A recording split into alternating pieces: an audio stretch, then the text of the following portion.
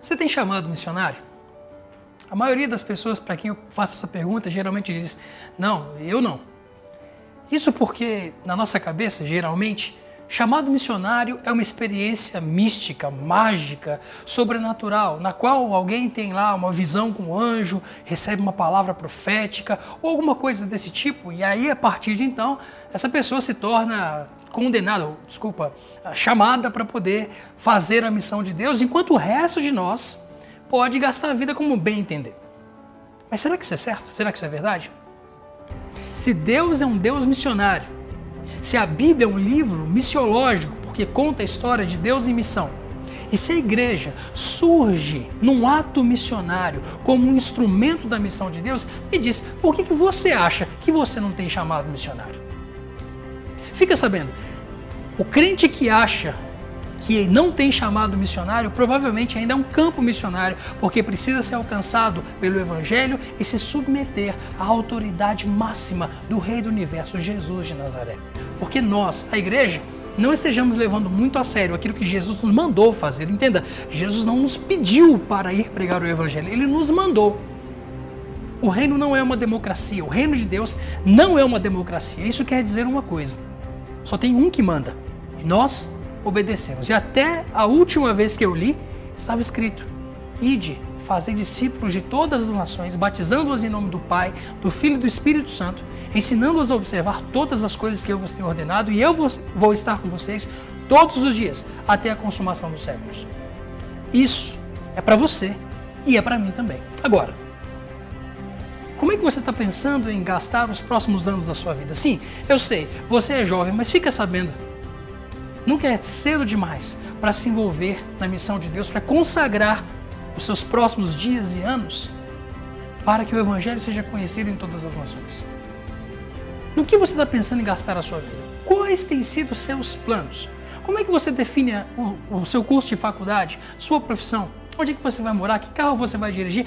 Tudo isso deveria estar submisso à sua vocação, ou seja, à vontade de Deus para a sua vida nessa terra. E ela é muito específica. E para sabê-la, você tem que andar muito de perto com o Espírito Santo para entender o que você pode e o que você não pode fazer. Entenda, Ele é seu dono. No Afeganistão, alguns anos atrás, teve uma equipe de missionários que foi até uma das montanhas, uma cadeia de montanhas no Afeganistão, onde tem diversas vilas. E em uma dessas vilas, eles pediram permissão para apresentar o filme Jesus, um filme que é muito popular ao redor do mundo, principalmente no mundo não alcançado, onde missionários usam esse filme para evangelizar as pessoas. E aí eles montaram a tela, o projetor e tal, caiu à noite, cerca de 700 pessoas na vila ali se aglomeraram diante do telão, e eles começaram a exibir o filme.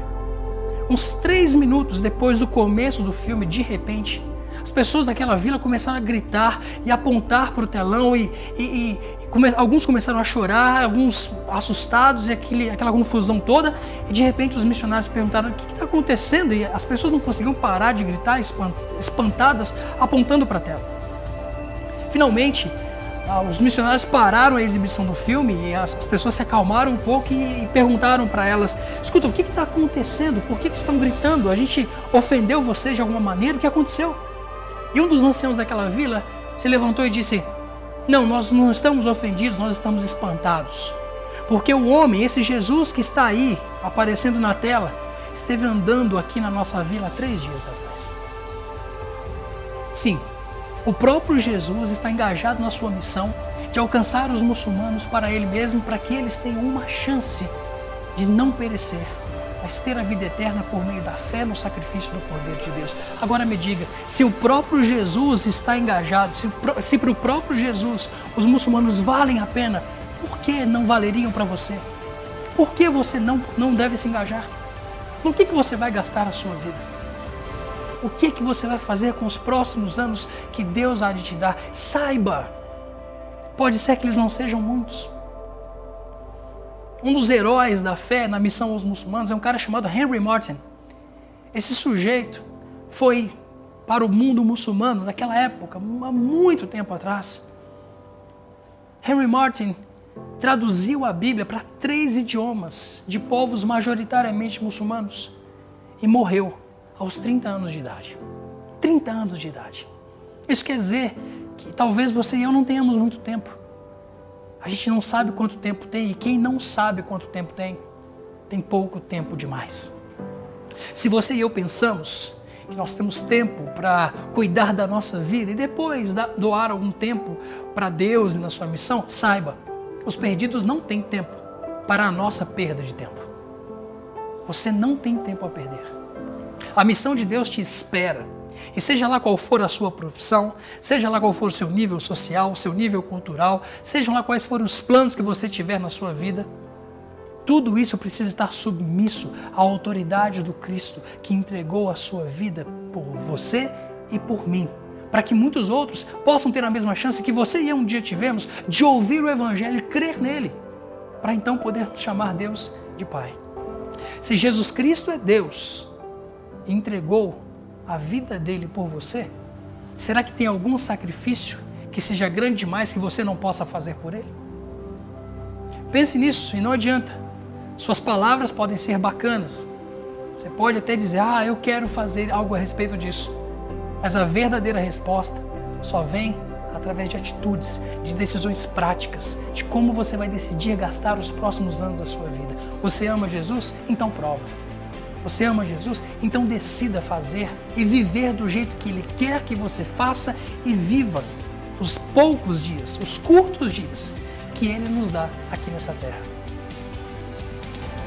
Minha esperança é que você perca a sua vida pelo reino e pelo Evangelho, por amor a Cristo, para que, enfim, como Jesus disse, possa ganhá-la.